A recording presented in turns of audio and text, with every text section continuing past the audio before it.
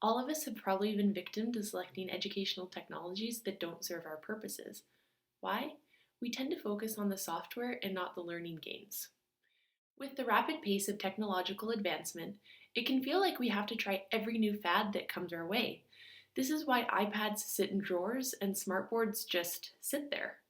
These technologies aren't bad, but they don't do us any good if we don't first think about how to implement them in ways that help students learn and teachers teach. This is what I thought about when selecting an educational technology for the online courses.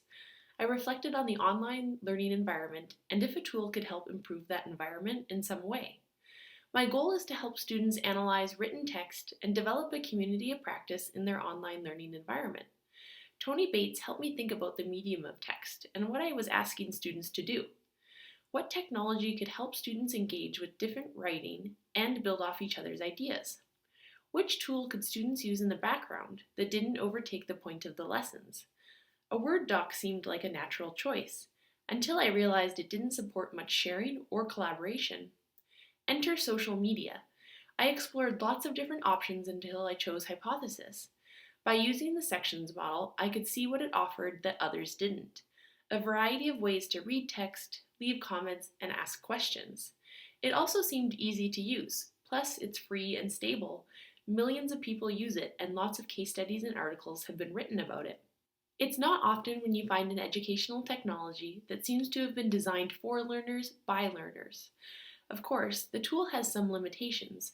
For example, it might require a bit of training, and the platform can become overcrowded quickly. But with a few simple design tweaks, students and instructors can get using it right away in really interesting and creative ways.